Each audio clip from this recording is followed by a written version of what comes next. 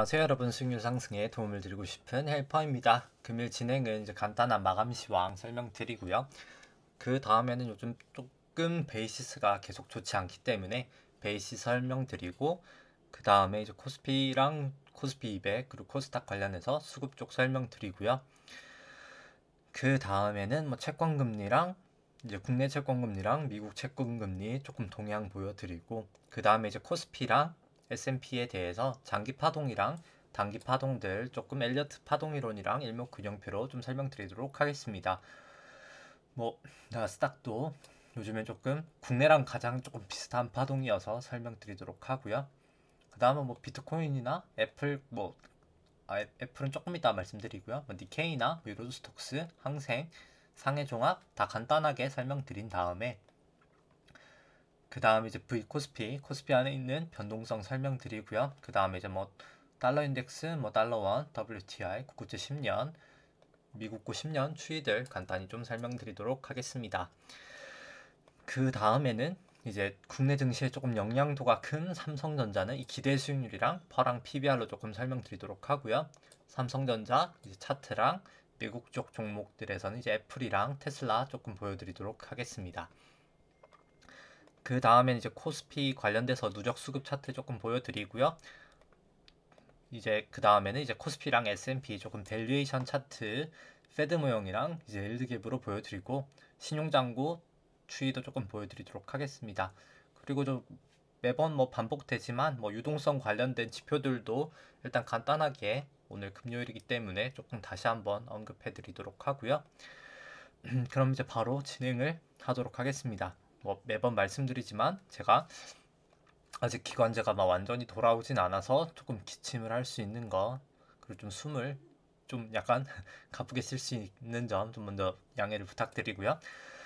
바로 이제 진행을 하면, 오늘 뭐 코스피는 조금 뭐 상승하다 뭐 하락하다 약간 보합트를 계속 보이다가 뭐 결국엔 소폭 상승을 하였습니다. 일단 뭐 코스피 200은 뭐 소폭 하락을 하였고요. 코스닥은 그래도 나름 한 0.8% 상승이 있었습니다. 이 검은 색깔 선이 이제 코스피고요. 이 파란 색깔 영역이 이제 프로그램 매도인데, 뭐 오늘은 보시면은 뭐 프로그램 매도 보시면 오늘은 뭐 거의 다 모두 다뭐 거의 기타 범위 빼고는 다 프로그램 매도가 있었고요. 이제 뭐 가장 큰 원인은 뭐 사실 베이시스가 지금 뭐 거의 장중에 뭐 2도 돌파를 했었거든요. 뭐 상당히 베이시스가 높았기 때문에 발생한 원인이라고 생각을 하고요. 이제 베이시스가 일단 뭔지 설명드리기 전에 뭐 이 좀 로직을 조금 간단하게 설명을 드리면, 코스피 200이 이제 주식이라고 쳤을 때 그 이론되는 주식 가격이 432.91이어야 되는데, 이제 그 코스피를 살 수 있는 권리와 의무를 가진 선물이 431.1인 겁니다. 선물이 이제 더 싸기 때문에 이 가격 차이가 이제 베이시스 갭이라고 생각하시면 되고요. 이 가격 차이 때문에 이제 현물을 매도하고 선물을 매수하는 이제 매도 차익 거래가 발생할 수 있고요. 이게 항상 현물이 이제 기준이어서 현물을 매도한다고 해서 이제 매도 차익 거래라고 합니다. 역으로 이제 베이시스가 뭐 마이너스로 간다고 치면은 이제 매수 차익 거래가 발생할 수 있을 것이라고 생각을 하고요. 뭐 현재 베이시스가 1.8로 상당히 높은 수준이기 때문에 뭐 매도 차익 거래는 계속해서 발생을 할 수 있다고 생각을 합니다. 그 다음에 뭐 수급 쪽 보시면은 뭐 코스피는 일단 뭐 개인이 한 4,700억 정도 매수가 있었는데, 이게 사실 뭐 블록딜 때문에 조금 더 왜곡이 됐던 것 같고요. 블록딜 제외하면은 뭐 거의 한 7천억 정도, 한 6,700억 정도 매수가 있었고요. 외국인도 이게 아마 카카오 블록딜이지 않을까 싶은데, 제가 자세하게는 보지 않아서 모르겠는데 뭐 최근에 있었던 블록딜이 아마 카카오일 것 같아서 카카오일 것 같기는 하고요. 외국인 같은 경우에는 뭐 한 2,100억 정도 매도가 있었는데, 뭐 블록딜 매수하면서 한 2,800까지는 올라갔었고요. 뭐 기관은 한 4,700억 정도 매도가 있었습니다. 선물 같은 경우에는 이제 뭐 개인이 한 800억 정도 매도가 있었고요. 외국인은 한 2,400억 매도, 이제 기관이 아무래도 매수 차익 거래로 한 3,200억 정도 매수를 하였습니다. 뭐 코스닥 같은 경우에는 뭐 개인이 거의 한 500억 정도 매수, 외국인이 한 160억 매수, 기관이 한 200억 정도 매도가 있었고요. 그 다음에 뭐 국내 금리 같은 경우에는 일단 뭐 어제 미국 금리가 하락했음에도 불구하고 아무래도 조금 어제 금통위가 영향이 있었는지 계속 조금 금리는 한 1bp 정도 상승을 하였습니다. 20, 30은 뭐 마이너스 1bp 정도긴 하지만 여긴 뭐 사실 매수 주체가 다 보험사기 때문에 약간 네 항상 조금 왜곡되는 부분은 있고요. 네 보통 이제 10년이 메인이라고 보시면 됩니다. 1bp 정도 상승을 해서 1bp는 한 0.01%라고 생각을 하시면 되고요. 미국 금리 같은 경우에는 오늘 같은 경우에는 아직까지는 그렇게 거의 그냥 보합 정도 수준이네요. 어제 많이 하락을 하면서 10년물이 한 5.57%까지 하락을 한 상태이고요. 그리고 뭐 어제 미국 증시가 조금 차트로 보시면은 뭐 좀 반등을 했었는데 다시 나스닥 같은 경우에 최고치를 돌파를 하였고요. 미국도 S&P도 최고치를 돌파했었는데 뭐 일단 뭐 여러 가지 지표들이 다 서프라이즈가 나왔지만 뭐 그냥 조금 그 중에서도 중요한 게 이제 3월 소매 판매가 이제 전월 대비 한 9.8% 증가를 하였고요. 이제 예상치가 한 6.1 정도 됐었는데 대폭 좀 상회를 하였고요. 미국 같은 경우에는 이제 소매 판매가 매우 중요합니다. 뭐 GDP에서 소비가 한 70% 정도 차지하기 때문에 일단 소비가 얼마나 되는지가 가장 중요한 지표이고요. 그 다음에 이제 주간 실업보험 청구 건수도 이제 57만 명 정도 되면서 전주 한 77만 명 대비 많이 하락을 하였고요. 예상치도 71만 명이어서 뭐 상당히 개선이 되면서 조금 증시를 끌어올렸습니다. 이제 뭐 아무래도 금리가 하락했던 원인도 있었던 것 같고요. 그 다음에 이제 코스피 보시면은 뭐 장기 파동부터 설명을 드리면은 3주봉으로 일단 장기 파동부터 설명을 드리면 코스피는 이제 1998년도 외환위기 저점부터가 전 새로운 파동의 시작이라고 생각을 하고요. 여기까지가 1파, 닷컴 버블 때까지가 1파, 그 다음에 닷컴 버블 하락이 2파, 이제 금융위기 상승까지 이제 1, 2, 3, 4, 5로 3파, 그 다음에 이제 금융위기 하락부터 이 지루했던 조정 장세가 이제 이렇게 4파가 나왔고요. 17년, 15년이 17년, 18년이 이제 대형주 장세가 5파라고 하면서 1, 2, 3, 4, 5가 이렇게 완성이 되었다고 생각을 합니다. 그 다음에 이제 미중무역 분쟁, 코로나까지 하면서 ABC로 떨어지면서 2파가 완성이 되고 지금 그 다음이 아마도 이제 3파일 것 같고요. 3-1파가 지금 진행 중이라고 생각을 합니다. 그럼 이제 파동을 이제 그어보면은 여기랑 이제 채널링을 해서 여기다 이제 올려놓으면은 채널링을 할 수 있는데 원래 기존에는 제가 여기 거의 닫고 떨어졌어서 뭐 조금 하락할 수 있는 확률이 있지 않았을까 생각을 했었는데 일단 아마도 이 채널까지 지금 이제 갈 것 같고요. 그래서 다만 이제 조금 더 상승은 있지 않을까 3-1파가 아직 끝나지 않았을 확률이 조금 있지 않을까 라고 생각을 하고요. 그리고 뭐 주삼봉을 보시더라도 이제 아마도 이 전환선 자체가 이제 다음부터 이제 조금 상승할 모양새가 나타나고 있고요. 그 다음에 일봉으로 마지막 3-1파를 조금 보시면은 잠시만요. 네.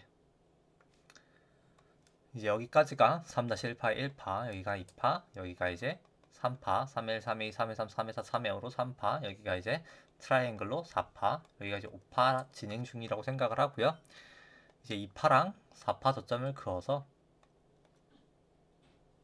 다시 한번 좀 똑바로 그어보면 네 2파랑 4파 저점을 그어서 3파 고점에다가 올려놓으면 채널링을 할 수가 있고요. 이렇게 고점과 고점이 닿는 걸 봤을 때는 이 채널이 좀 유효하지 않나라고 생각을 하고요. 이렇게 넘었기 때문에 아마 여기가 5파일 확률이 높지 않았을까라고 생각을 했었는데 그래서 A, B, C 다음에 그 다음 B가 나오고 C로 떨어지지 않을까 생각을 했었는데 아무래도 뭐 나스닥이나 뭐 여러 가지 조금 파동을 봤을 때 다른 이제 지표들을 봤을 때 아마도 A 여기까지 1, 2, 3이 나오고 A, B, C로 이제 4파가 나오고 아마도 마지막 5파가 조금 진행되지 않을까라고 생각을 하고요. 이제 분봉으로 보시면은 120분봉으로 보시면은 일단 뭐 여기까지가 A파, B파, C파로 뭐 이 부분은 뭐 사실 C파 예측도 상당히 쉬웠었죠. 여기서 채널링을 해서 여기로 맞추면 뭐 저점을 딱 정확하게 맞출 수 있었었고요. 그 다음에 이제 여기가 이제 A, B, C로 A파가 나오고, 이제 여기가 A, B, C로 B파가 나오고, 여기가 1, 2, 3, 4, 5로 C파가 나오면서 원래는 큰 A지 않을까 생각을 했었는데 이게 이제 4파였을 것 같고요. 그 다음에 이제 이 붉은 파동이 이제 마지막 이제 5파의 1파가 됐을 것 같고, 여기가 이제 5파의 2파가 되고, 지금 아마 5파의 3파가 진행 중이라고 생각을 합니다. 일단 지금 아직까지는 이 3파가 어디까지 갈지는 모르고요. 만약에 5의 3파라고 했을 때 그냥 이 계산치는 뭐 꼭 이렇게까지 가는 건 아니고요. 가는 경향이 많다. 이제 피보나치 배수로 봤을 때 그렇게 생각을 해주시면 될 것 같고요. 아마도 뭐 3231에서 아마도 2.618이면 3390인데 뭐 개인적으로 뭐 3231이 확률이 높지 않을까라고 생각을 합니다. 일단 여기가 1, 2, 3일 어이구 죄송합니다. 네, 이렇게 1, 2, 3이 다 나온 다음에 그 다음에 4가 나오고 5파가 나올 수도 있고요. 일단 근데 개인적으로 생각을 해보면은 일단 최소한 이 전고점을 넘어야 되거든요. 그러니까 넘어야 되기도 하고, 이 채널을 제가 지워버렸네요. 네, 다시 이 채널을 그어보면은, 그럼 이제 중요한 건 뭐 어디까지 올라가냐가 뭐 사실 가장 중요한 문제일 테니까요. 이제 그거에 대해서 한번 고민을 해보면은, 이렇게 올려놓으면은 원래라면은 이제 이 채널은 3파를 추정하기 위한 채널이었기 때문에, 이제 마지막 5파를 위한 채널이기 때문에 아마도 이 채널에까지도 갈 수는 있는 확률은 있고요. 만약에 지금 여기랑 2파랑 4파 저점을 그어서 이렇게 3파 고점에다가 올려놓을 수 있는데, 이렇게까지만 너무 높게 나와서 보통 이렇게 3파가 비정상적으로 좀 높게 나왔을 때는 5파가 이 채널까지 못 갈 수도 있기는 합니다. 일단 뭐 지켜봐야 될 것 같긴 하고요. 만약 여기까지 올라갈 수 있겠다라는 논리를 하려고 하면은 일단 연장이 돼야 되긴 합니다. 아마도 이번 3파나 이 다음에 나올 4파 다음에 5파가 연장이 될 확률이 있을 수는 있을 거라고 생각을 하고요. 일단 아직까지는 한 번의 조정을 한번 보고 나서 사실 더 정확하게 예측을 할 수 있지 않을까 싶습니다. 일단 아직까지는 국내 파동이 이 부분이 뭐 사실 조금 깔끔해 보이지는 않고요. 그 다음에 이제 일목균형표를 한번 보시면은 뭐 현재 주가가 전환석 기준선 다 위에 있고 9일, 26일 후행스팬, 뭐 구름대 다 위에 있기 때문에 뭐 아직까지는 뭐 상승 추세라고는 생각을 하고요. 그 다음에 이제 미국 쪽 보시면은 뭐 따라서 일단 개인적으로 조정은 뭐 사실 언제든 올 수 있다고 생각을 하는데, 왜냐면 이 5파 안에서도 이 3파 안에서도 또 1, 2, 3, 4, 5가 있을 거기 때문에 뭐 여기가 지금 뭐 1이고 여기가 2고 뭐 여기가 3이고 뭐 여기가 4일지 모르겠지만, 일단 조금 소폭의 단기 조정들은 있더라도 일단 조금 상승은 더 하고 전고점을 이제 넘어갈 확률이 높지 않을까라고는 개인적으로 보고 있고요. 그 다음에 이제 S&P 쪽 한번 보시면은 3주봉으로 보시면 뭐 사실 파동은 미국 쪽 파동이 더 깔끔하고 정확하긴 하고요. 이제 엘리어트 원전에도 나와 있지만 거래량이 많고 시장 참여자가 많을수록 엘리어트 파동 이론이 잘 맞습니다. 미국 파동 같은 경우 2009년 바닥이 이제 새로운 파동의 시작이고요. 여기까지가 1파, 여기가 2파, 여기 3일, 3회, 323, 324, 3회로 여기까지가 이제 3파, 여기가 딱 삼각형으로 4파 이고요. 지금 여기가 이제 5파 진행 중이라고 생각을 합니다. 그러면 이제 2파랑 4파 저점을 그어서 3파 고점에다가 올려놓는 채널링을 해봤을 때 이 코로나 떨어지기 고점하고도 딱 닿기 때문에 아마도 이 채널도 유효한 것 같고요. 이 부분을 이제 하회를 하면 그때 조금 약간 A, B, C의 조정이 큰 폭의 조정이 있지 않을까라고 생각을 합니다. 일단 뭐 아직까지는 채널을 넘어 있기 때문에 뭐 아직까지는 상승 추세라고 생각을 하고요. 그 다음에 이제 분봉으로 한번 보시면은 1봉으로 마지막 5파를 보시면은 여기가 1파, 여기가 2파, 여기가 3회, 3회, 3회, 3, 3회, 4, 3회로 3파, 여기가 이제 4파 일 것 같고요. 여기가 이제 4파였을 것 같고요. 미국 같은 경우에는 그럼 여기가 이제 5회 1파, 여기가 5회 2파, 여기까지가 이제 5회 3파, 여기가 이제 5회 4파, 그 다음에 이제 5회 1, 마지막 이제 5회 5회 1, 2, 3이 이제 진행 중이라고 생각을 합니다. 그렇기 때문에 뭐 S&P 같은 경우에는 이 2파랑 4파 저점을 그어서 마지막 이제 5회 5파를 한번 추정을 해보면은 일단 S&P가 더 합리적일 것 같고요. S&P는 일단 뭐 곧 아마 뭐 4파 조정이 좀 나오지 않을까 개인적으로 4파 조정이 나오고 나서 그 다음에 이제 5파로 올라가지 않을까라고 생각을 합니다. 일단 뭐 4파랑 1파가 겹치면 안 되기 때문에 일단 이 부분이 깨지면 안 될 것 같고요. 분봉으로 보시더라도 S&P 쪽이 사실 더 깔끔하긴 한데요. 그냥 이거는 선물 말고 현물로 한번 보시면은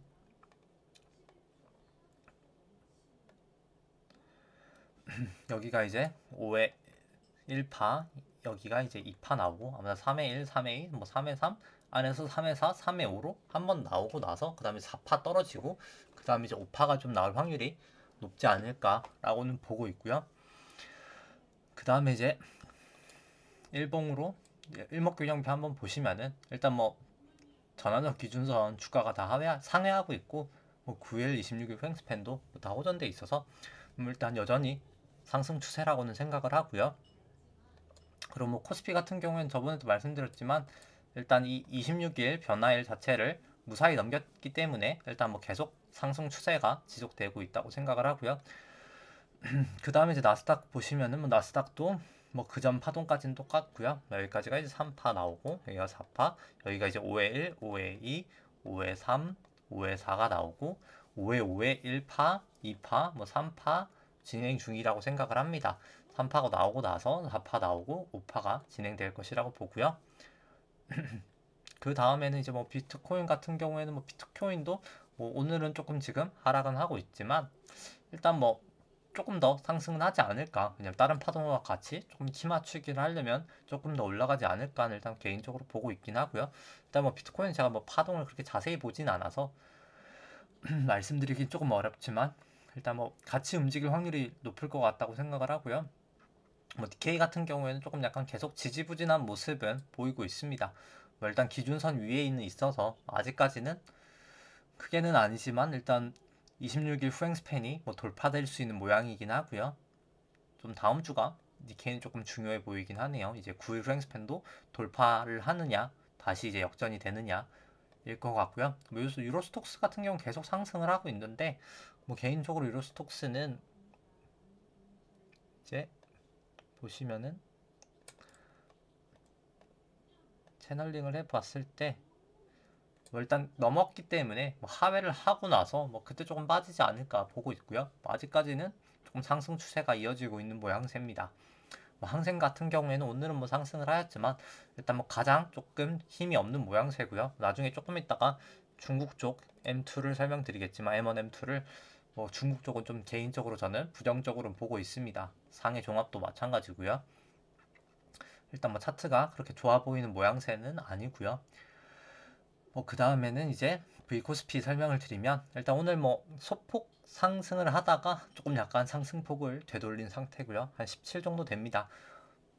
개인적으로 뭐 조금 약간 변동성은 오히려 주가가 상승해도 반등하지 않을까라고 전망을 하고 있고요. 왜냐면 뭐 RSI도 과매도 구간이고 MACD도 이제 조금 상승 추세를 나타내고 있고 뭐 가장 큰 거는 볼린저 밴드 여기서 하단을 조금 하회했다가 이제 볼린저 밴드를 약간 이제 다시 안으로 들어왔기 때문에 조금 상승할 확률은 더 높지 않을까 아니면 이제 상승하거나 이렇게 횡보를 할 확률이 높지 않을까 싶습니다. 일단 아무래도 증시 레벨 부담이 점점 되고 있어서 투자자들이 이제 옵션으로 특히 이제 풋옵션으로 조금 약간 해지 수요가 많아지고 있는 원인이 가장 크지 않나라고 생각을 하고요.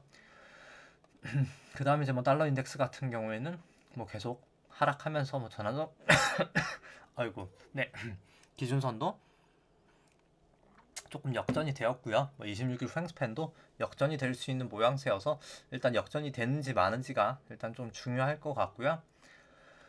뭐 달러원 같은 경우에는 뭐 구름대 안으로 이제 들어와서 조금 약간 추세가 안 좋기는 합니다. 뭐 개인적으로 뭐 그렇게 조금 하락을 하다가 뭐 마지막 이제 5파 하락을 할 때 이제 ABC로 떨어질 때 그때 조금 올라가는 걸 전 보고 있긴 하고요.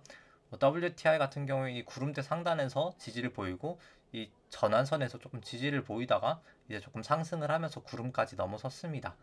일단 뭐 이제 추세가 26일 후행스팬만 돌파하면 조금 더 상승 추세가 되리라고 생각을 하고요. 국고채 10년 같은 경우에는 뭐 개인적으로는 조금 저는 뭐 더 빠질 수도 있지 않나라고는 생각을 합니다. 뭐 일단 뭐 많이 빠지면 뭐 한 1.9, 8 뭐 이 정도까지도 빠질 수는 있다고 보는데, 왜냐면 증시가 조금 올라가면서 조금 빠질 수는 있다고 생각을 하고요. 뭐 그 뒤에 조금 설명을 드리겠지만, 일단 뭐 유동성으로 어느 정도 저는 조금 물가 지표가 뭐 기저 빼고는 조금 안 좋게 나올 수 있지 않을까라고 보고 있어서 조금 빠질 수 있지 않을까라고는 보고 있습니다. 뭐 그 영향으로 사실 미국 채금리도 제가 빠질 수 있다라고 말씀드렸는데 1.5까지는 빠질 수 있다라고 계속 말씀을 드리고 있는데, 뭐 개인적으로 1.5대까지 더 빠질 확률이 높지 않을까라고 생각을 하고요. 뭐 단기 반등은 있을 수 있겠지만 좀 빠질 확률이 높지 않을까라고 보고 있고요. 뭐 그 다음에 이제 삼성전자 보시기 전에 일단 코스피 누적 수급 차트 보시면은 개인 누적 수급이 한 15조 정도 되고 있습니다. 21년부터 이제 데이터가 있어서 수치인데요. 21년도까지 개인 71조 정도 매도를 하다가 15조 매수니까 마이너스에서 더하면 86조를 거의 1년 4개월 만에 엄청난 폭풍 매수를 하고 있고요. 외국인과 이제 기관이 다 매도를 하고 있는데, 뭐 저는 뭐 개인적으로 수급은 좀 안 좋은 상황이지 않나. 외국인이 뭐 최근 조금 매수를 하고 있긴 하지만 최근 기준으로 일단 뭐 저는 이게 마지막 이제 랠리를 하면서 조금 털기 위한 작업이지 않나라고는 개인적으로 일단 저는 그냥 제 개인적인 소설은 그렇게 생각을 하고 있고요. 삼성전자 같은 경우에 기대 수익률로 보시면은 이 파란 색깔 선이 이제 삼성전자 주가고요. 이 연두 색깔 선이 삼성전자 안에 있는 이제 기대 수익률인데, 높을 때 저평가, 낮을 때 이제 고평가라고 생각을 하시면 됩니다. 뭐 삼성전자는 항상 이 8% 정도를 하회하고 나서 주가가 이제 다시 상회할 때 좀 조정을 보였었고요. 뭐 이번에도 딱 어김없이 조정을 보였었는데, 일단 뭐 마지막 오파를 위해서 뭐 조금 상승은 할 수 있겠으나 그 다음에 조금 하락하는 파동이 이어지지 않을까 보고 있고요. 이 보라 색깔 선은 삼성전자 이 기대 수익률을 국고채 10년 금리로 이제 나눈 수치고요. 뭐 조금 이따 코스피 밸류에이션 설명할 때도 말씀드리겠지만, 연방준비은행 이제 페드가 많이 사용한다고 해서 페드 모형이라고 합니다. 여전히 뭐 거의 18년도 고점 수준까지 이제 내려온 상태고요. 뭐 단기 반등 이후 조금 하락을 저는 바라보고 있습니다. 뭐 퍼랑 PBR을 보시더라도 삼성전자가 되게 시클리컬이라 변동폭도 크고 이제 사이클 산업이라 좀 약간 트렌드를 보이긴 하는데요. 2배 정도 이제 PBR 기준으로 봤을 때 한 2배 정도 넘었을 때 항상 주가가 조금 조정을 보이거나 횡보를 보였기 때문에 단기 반등 이후 조금 하락을 보고 있습니다. 그 다음에 이제 삼성전자 차트 보시면은 일단 뭐 삼성전자는 제가 매일 이제 부정적으로 말씀드리지만, 뭐 제가 단기적인 상승은 조금 있을 수 있다고는 생각을 하지만, 일단 뭐 삼성전자 종목을 추천드리진 않고요. 뭐 사신다고 하면은 뭐 다른 종목들이 더 좋은 게 많지 않나라고 생각을 하고 있습니다. 일단 뭐 지금 구름대를 계속 벗어나지 못하고 있고요. 뭐 벗어나면 이제 뭐 매수를 조금 할 수 있겠지만, 뭐 올라가더라도 뭐 저는 사실 삼성전자는 조금 그 중에서도 좀 약간 개인적으로 비추하는 종목이긴 하고요. 매수를 하신다면 적어도 일단 이 구름대를 넘고 나서 그때 조금 확실히 상승 추세인 걸 보시고 매수하는 게 좋지 않을까라고 생각을 합니다. 일단 뭐 개인적으로 뭐 그렇게 긍정적으로 보진 않고요. 그 다음에 애플을 보시면, 근데 뭐 물론 당연히 긍정적으로 보지는 않지만 뭐 올라갈 거라고는 생각을 하고 있고요. 왜냐면 올라가야 코스피도 올라가기 때문에 삼성전자가 이제 내려가면서 코스피만 올라가기는 어렵다고는 생각을 하고요. 그 다음에 이제 애플 보시면은 애플 같은 경우에도 조금 부정적으로 봤었는데, 뭐 일단 전환선, 기준선 이제 다 상회하고 뭐 구름대도 넘었기 때문에 만약에 이제 5파가 진행된다고 치면은 일단 뭐 3회 1, 3회 아니 마지막 5파, 1파, 2파, 3파, 뭐 4파, 5파 이런 식으로 조금 더 상승은 남아있지 않을까라고 생각을 합니다. 그 다음에 이제 뭐 테슬라 보시더라도 뭐 테슬라도 그렇게 조금 힘이 강한 모습은 아니지만 뭐 일단 뭐 단기적인 상승은 조금 있을 수 있을 것 같기는 하고요. 근데 다만 일단 개별 지수가 이제 5파로 진행이 남았다고 해서 이제 이 개별 종목들이 모두 다 이제 5파가 가는 건 아니고요. 아마 제 생각에는 이제 특정 종목들은 여기까지가 I파가 이제 나오고 나서 A, B, C로 간 다음에 이제 B파가 나오고 이 C파가 내려갈 수 있는 종목들도 분명히 있을 겁니다. 뭐 그렇기 때문에 이제 그런 종목을 조금 약간 걸러내시는 것은 조금 필요할 것 같고요. 뭐 그런 종목 이제 보유하고 계신다고 하더라도 만약에 뭐 예를 들어서 구름대 안으로 다시 들어가거나 전환선 기준선을 깨면은 그때 일부 이렇게 매도하시면서 조금 대응하시는 것을 추천을 드리고요. 뭐 그리고 일단 오늘이 아니죠, 제가 오늘이 맞네요. 네, 오늘 일단 뭐 효성화학도 제가 조금 이제 일부 매수를 하였고요. 뭐 제가 이제 캐시가 뭐 거의 한 40% 정도 있었었거든요. 이제 국내랑 이제 해외 다른 이제 파생 계좌에 캐시가 한 40 정도 있었는데 뭐 조금 반절 정도 꺼내서 일단 지금 매수를 다 하고 있고요. 주식 쪽은 마지막 우파가 있을 것 같아서 일단 뭐 효성화학이 이제 기준선도 딱 올라가고 있고 오늘 주가가 딱 전환선도 넘는 걸 봤을 때 이제 조금 상승 추세를 다시 한번 갈 수 있지 않을까라고 생각을 해서 매수를 했었고요. 그리고 잠시만요. 제가 이거는 조금 세팅을 하고 조금 보여드리면은 잠시만요. 네.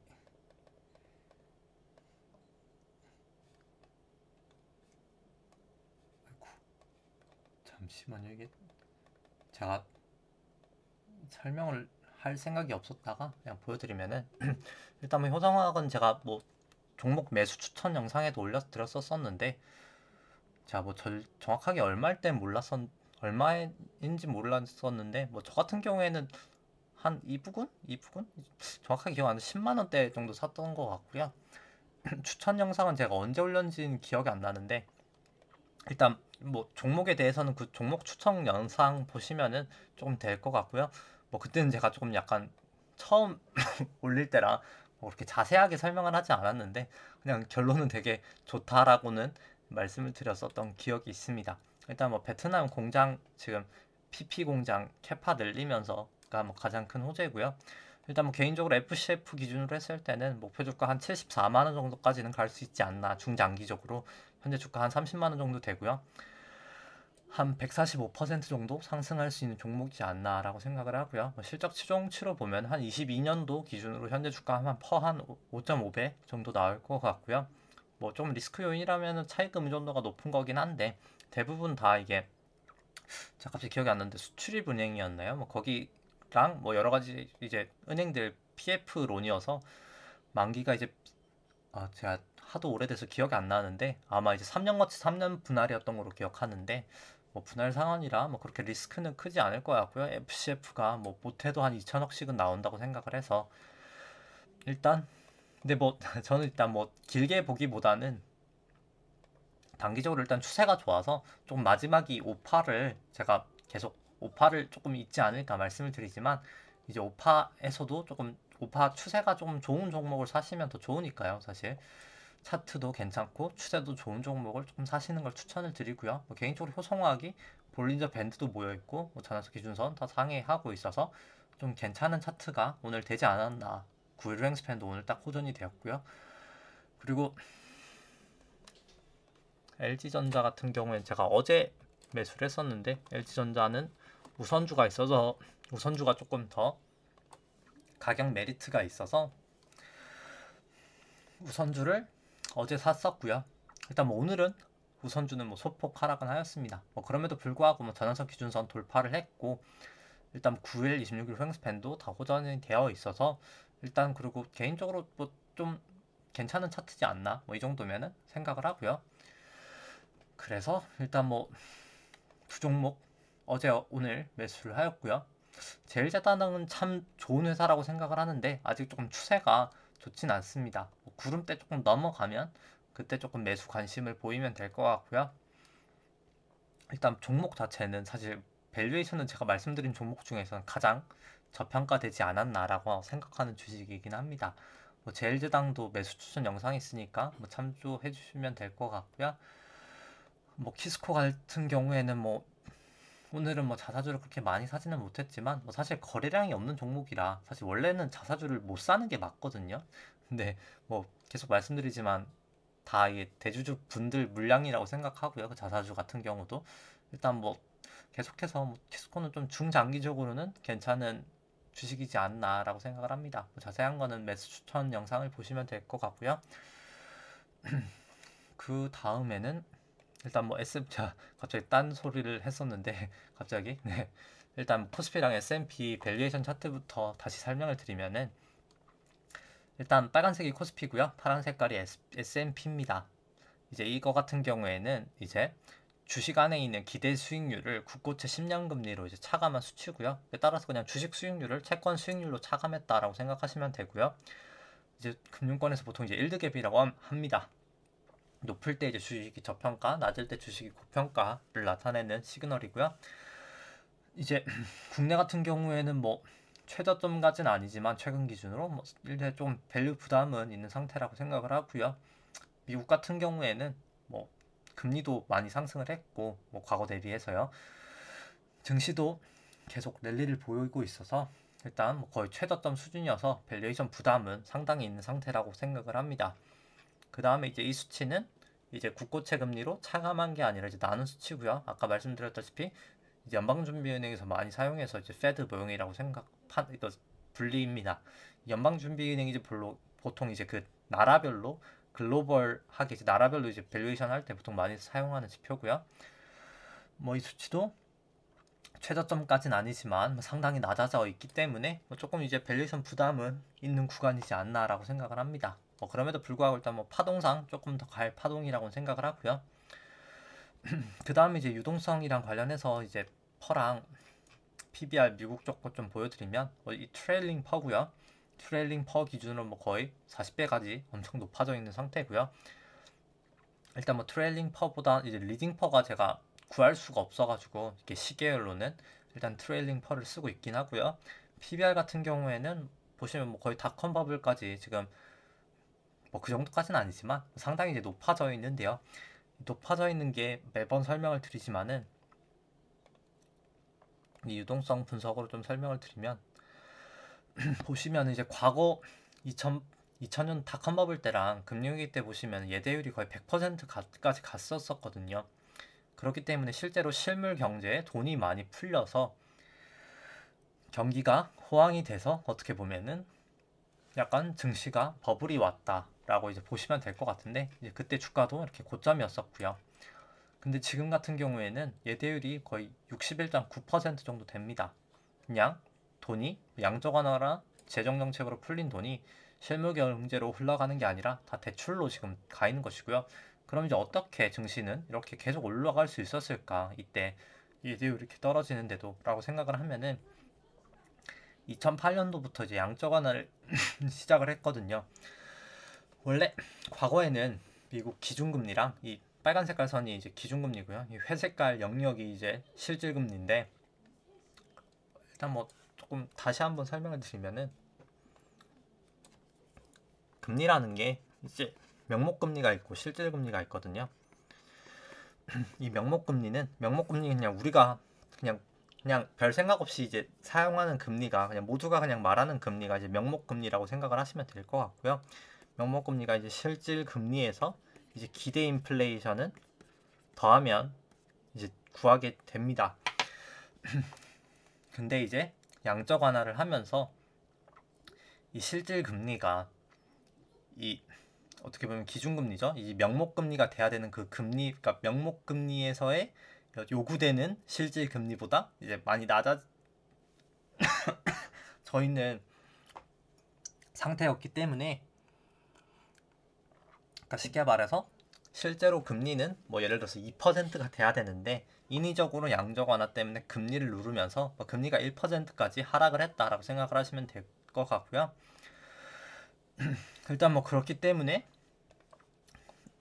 이 퍼랑 이제 PBR 같은 게 상승을 할 수 있었습니다. 갑자기 또 기관 상태가 또 살짝 안 좋긴 한데 뭐 금요일이니까 뭐 조금 다시 한번 반복해서 자세하게 설명을 드리면 뭐 퍼 같은 경우에는 공식이 이 배당 성향은 이제 뭐 당기 순이익 이제 배당금을 당기 순이익으로 나눈 수치라고 생각을 하시면 되고요. 얼마나 배당을 많이 하냐라고 생각을 하시면 됩니다. 그 다음에 이제 R-G고요. 이제 R이 이제 할인율이고요. 이게 이제 성장률인데 배당 성향이 자사주 매입까지 포함이 되기 때문에 원래 이제 미국 같은 경우에는 저금리로 채권으로 조달을 해서 뭐 채권이나 이제 뭐 예를 들어 CLO 같은 거 이제 유동화 시켜가지고 이제 은행 대출 받아서 유동화 시킨 다음에 많이 매수를 했었거든요.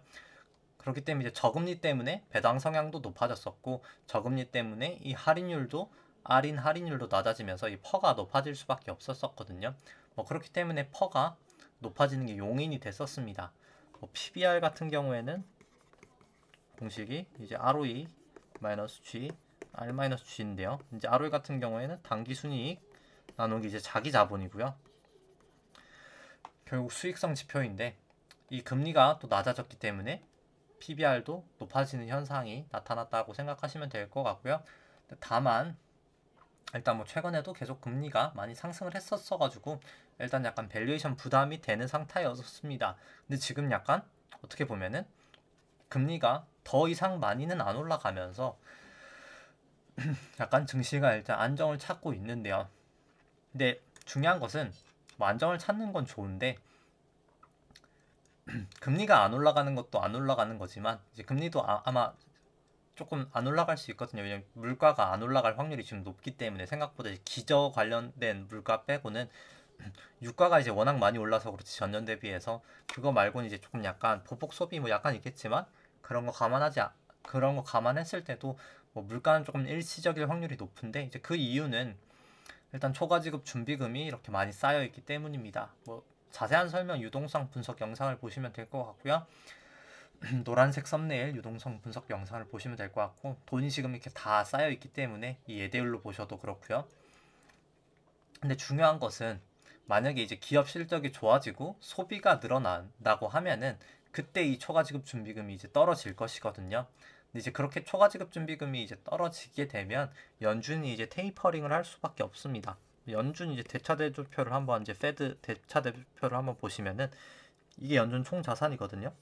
지금 뭐 그냥 대충 한 7.7조 달러라고 생각을 해보죠. 아이고. 네, 7.7조 달러가 이렇게 채권을 매입을 해놨습니다. 채권 매입을 해놨고요. 뭐 자본 같은 경우에는 변동이 크게 없기 때문에 고정돼 있다고 치면은 이 연준의 이제 부채가 초과지준하고요. 아까 이제 돈 쌓여 있는 거 초과지준금이랑 이제 TGA라고 미 재무부 일반 계정이 있고요. 그러니까 재무부가 그냥 국채 발행해서 재정 정책을 쓰기 위해서 이제 쌓아둔 돈이라고 생각을 하시면 되고요. 뭐 그 다음에 이제 리버스 레포라고 해서 리버스 레포가 있는데, 뭐 이 부분은 뭐 설명이 길어지니까 생략을 하도록 하고요. 뭐 여러 가지가 있긴 한데 뭐 대표적인 거 세 개를 이렇게 말씀을 드리면, 아까 사람들이 이제 돈을 쓰기 시작하면 이 초과지급 준비금이 떨어질 거거든요. 경기가 좋아진다라고 생각을 해서 투자도 활성화되고 뭐 소비도 진작이 되면 이 초과지급 준비금이 이렇게 떨어집니다. 떨어지면 부채가 이렇게 줄면은 자산이 줄어야 되거든요. 이제 그때 이제 테이퍼링이 되는 것이고요. 그렇기 때문에 뭐 경기가 좋아지면은 테이퍼링은 할 수 있다 없다가 아니라 테이퍼링은 할 수밖에 없는 상황이 되는 겁니다. 뭐 연방준비은행은 이제 뭐 테이퍼링을 선택하는 존재가 아니라 이제 테이퍼링을 할 수 있는 상황이 되면 이제 하는 존재라고 생각을 하고요. 이제 그 중요한 것은 이제 그때 테이퍼링을 해야 사실 이렇게 쌓여 있는 돈들이 시중으로 흘러가는 겁니다. 이 예대율도 이제 높아져야, 정확하게는 이 순서가 예대율이 높아지면 이제 사람들이 소비가 늘어나게 되고, 이 초과지급 준비금이 이제 그때 떨어지면서 이 연준 총 자산도 떨어질 수밖에 없는 거고요. 이제 그때 아마 물가 이제 진짜 인플레이션이 발생하면서 기업 실적 증가도 아마 그때 발생을 하게 될 것입니다. 중요한 것은 일단 뭐 재정 정책도 지금 계속 쓰고 있죠. 미 재무부 일반 계정이 한 1.8조까지 갔다가 지금 한 1조까지 한 8천억 정도 떨어져 있는데, 8천억 달러 정도 떨어져 있는데, 이 돈도 지금 다 초과지급 준비금으로 이제 쌓여 있거든요. 과연 근데 이만큼 돈이 여기서부터 여기까지 이제 풀릴 때가 인플레이션이 한 2%에서 3% 정도 발생을 했거든요. 근데 이번에 만약에 돈이 이렇게나 풀린다고 했을 때 인플레이션이 얼마나 많이 발생할까에 대해서는 사실 뭐 예측이 안 되긴 합니다. 뭐 당연히 3%는 거뜬히 넘을 것 같고요. 만약에 경기가 계속 좋아진다고 하면요. 그렇기 때문에 아무래도 금리에 조금 민감한 그런 기술주들은 장기적으로 저는 조금 안 좋지 않을까라고는 보고 있습니다. 뭐 지금 랠리를 하고 있는 건 기술주들이 돈이 당연히 안 풀리고 있으니까 이제 금리가 안 오르고 물가도 생각보다 이제 속도가 조금 조절이 되고 있는 것이라고 판단을 하고요. 일단 중장기적으로는 확실히 인플레이션 관련된 주식들이 좋지 않을까라고 생각을 하고 있습니다. 뭐 그때 가서 이제 조금 관련된 좀 자산들이나 주식들은 조금 더 소개를 드리도록 하고요. 그 다음에는 뭐 그렇기 때문에 뭐 개인적으로 일단 테이퍼링 하기 전에 저는 테이퍼링을 뭐 할 때나 아니면 그 우려 때문에 아마 이파가 조금 올 수도 있고 아니면은 일단 뭐 중국 발일 가능성도 저는 조금 높다고 생각을 합니다.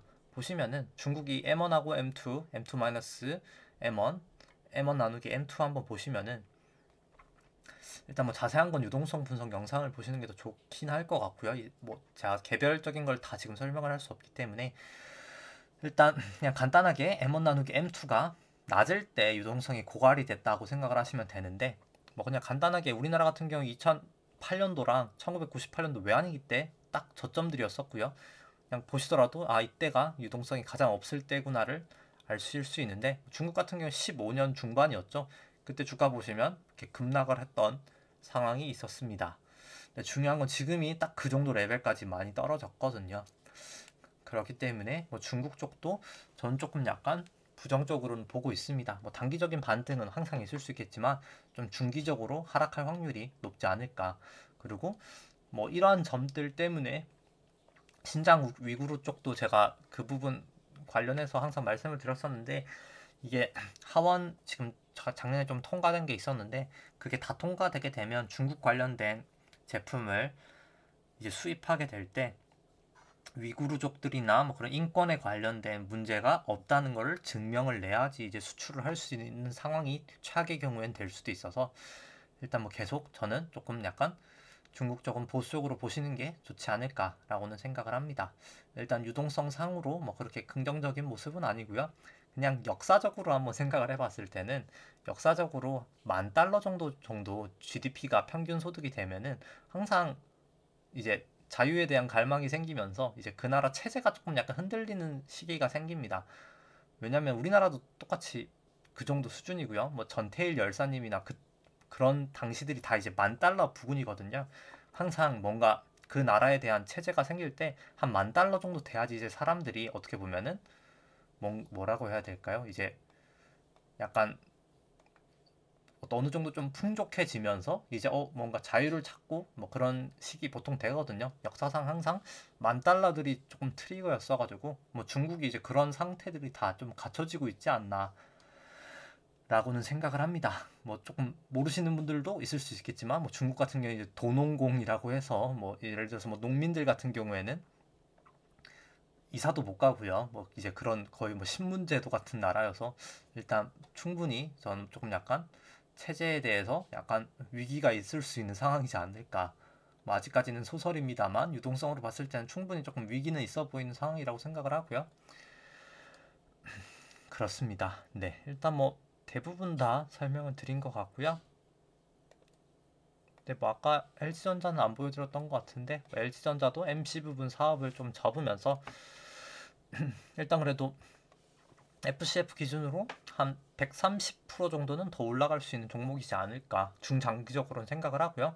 뭐 LG전자 같은 경우는 사실 뭐 테크라고는 할 수 없겠죠. 이제 왜냐하면 이제 뭐 가전하고 뭐 전장 부품 쪽이 그거기 때문에 뭐 완전 하이테크라고는 볼 수 없지만 뭐 그럼에도 불구하고 되게 이제 캐시카우들이 많은 부분이어서 일단 뭐 퍼 10이면 좀 싸지 않나라고 생각을 하고요. FCF로 계산을 하더라도 한 120, 132%고 우선주 같은 경우에는 보통주 한 반값밖에 안 되기 때문에 훨씬 더 밸류에이션 부담이 덜하지 않나라고 생각을 해서 추세도 좋아 보여서 개인적으로 조금 매수를 하였고요. 뭐 그럼에도 불구하고 뭐 사실 너무 무리는 하실 필요는 없다고 생각합니다. 뭐 저는 좀 올라간다고 생각을 하지만 일단 이번 상승 다음에 그 다음에 조금 큰 하락이 있을 수 있지 않을까 생각하기 때문에 항상 기준을 정하셔서 뭐 전환선이 깨지면 매도를 하겠다, 뭐 기준선이 깨지면 매도를 하겠다 등의 좀 기준을 세우신 다음에 매도 기준과 좀 매수 기준을 조금 체계적으로 세우시는 것을 다시 한번 추천을 드립니다.